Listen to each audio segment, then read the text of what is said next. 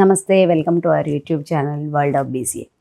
సరే, నేను ప్రొఫెషనల్గా ఒక మీడియేటర్ని కాబట్టి మీ అందరికీ తెలుసు. కింద నేను నా అడ్రస్ ఇస్తున్నాను కాబట్టి రాబోయే సమస్యలు ఏమి రావడానికి ఉన్నాయి, వాటిని ఎలా ఓవర్కమ్ చేయాలి, దానికి రాకుండా చేసుకునే మార్గం ఎలాగా అని అలవాటు కదండి. అలాగే నేను ఆలోచిస్తూ ఉంటాను. ఇది కొంచెం పెద్ద విషయం అయినా సరే నేను ఆలోచిస్తాను. మన కూటమి వాళ్ళు వచ్చారు, అంతా బాగానే ఉంది, పదవి స్వీకరించారు. రేపు రాబోయే సమస్య ఏంటి? సమస్య అక్కడ ఇద్దరు లీడర్స్ మధ్య రాదండి. మ్యాక్సిమం అక్కడ అసెంబ్లీలో కూర్చున్న రిప్రజెంటేటివ్స్ మధ్య కూడా రాదు. మీకు అక్కడ సమస్య స్టార్ట్ అయ్యేది సంస్థాగతంగా, అంటే బేస్ స్టేజ్లో స్టార్ట్ అవుతుందండి. ఎవరికి వాళ్ళకే 3 పార్టీలకి 3 క్యాడర్లు ఉన్నారండి. 3 పార్టీలకి 3 క్యాడర్లు. ఎవరికి వాళ్ళు వాళ్ళ క్యాడర్లో వాళ్ళ పార్టీ కోసం, వాళ్ళ నాయకత్వం కోసం పనిచేస్తున్నారు. ఇందులో ఏమాత్రం సందేహం లేదు. కొంతమందికి ఎక్కువ క్యాడర్ ఉండొచ్చు, కొంతమంది తక్కువ క్యాడర్ ఉండొచ్చు, ఇటు అటు మారొచ్చు కూడా, మనం చెప్పలేం.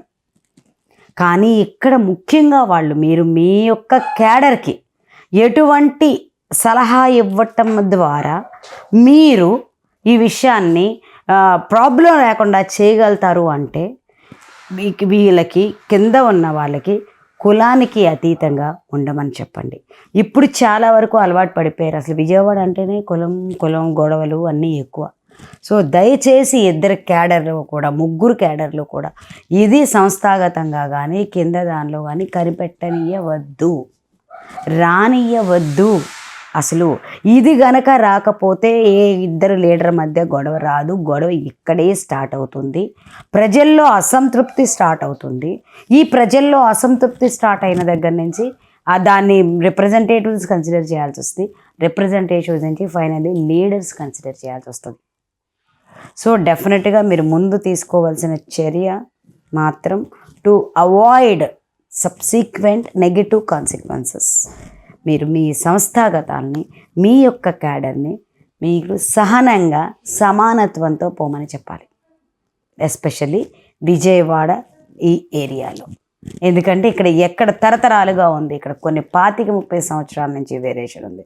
మీరు ఎక్కడ గనక కొంచెం మీరు కౌన్సిలింగ్ చేస్తూ, మీరు ఇంటిమేట్ చేసుకుంటూ, మీ క్యాడర్కి మీరు ఇన్స్ట్రక్షన్స్ ఇచ్చుకుంటూ వెళితే ఇది డెఫినెట్గా జరుగుతుంది. ఎందుకంటే నేను ఒకసారి పవన్ కళ్యాణ్ గారి మీటింగ్లో విజయవాడలో అటెండ్ అయ్యాను. నేను అప్పుడు మెంబర్గా వెళ్ళినప్పుడు ఆయన ఎంతో చక్కగా చెప్పారు దీని గురించి మాకు. ఒకసారి రంగా గారు చనిపోయారు, అప్పుడు ఏదో జరిగింది, దాన్ని ఎంత ముందుకు తీసుకెళ్దాం మనం. వద్దు, మనం కలిసి పనిచేస్తే విజయవాడ అభివృద్ధి చెందుద్ది, మనం ఇలా చెయ్యొద్దు. నేను ఇది విన్న దగ్గర నుంచి నాకు చాలా ఆనందం వేసింది. నాకు అప్పుడు అనిపించింది మొట్టమొదటిసారి ప్రాబ్లం సొల్యూషన్ చేయడానికి ఒక లీడర్ వస్తాడు అని. పట్టింది 10 సంవత్సరాలు, తప్పదు, పట్టింది. కానీ ఇప్పటికైనా మళ్ళీ అటువంటి ప్రాబ్లం మీరిద్దరూ కనుక ఇక్కడ సాల్వ్ చేస్తే ఇంకో 25 సంవత్సరాల వరకు అటువంటి ప్రాబ్లం రాదు. అది మీ ఇద్దరు లీడర్ల చేతిలో, గౌరవనీయులు చంద్రబాబు నాయుడు గారి చేతిలో, గౌరవనీయులు పవన్ కళ్యాణ్ గారి చేతిలో మాత్రం మ్యాక్సిమం ఉంది. అలాగే పురంధేశ్వరి గారు కూడా ఈ విషయంలో చాలా సానుకూలంగా స్పందించి ఎక్కడ కులమతాలకు అతీతంగా కుల డామినేషన్కి అతీతంగా దయచేసి మీరందరూ ప్రవర్తిస్తారని కోరుకుంటున్నాను.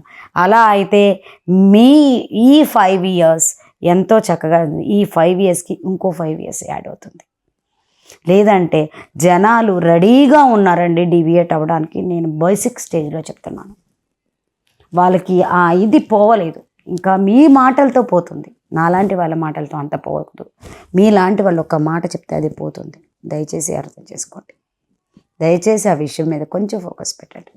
నమస్కారం. సబ్స్క్రైబ్ చేయండి, లైక్ చేయండి, టంగు మనకి గంట కొట్టండి.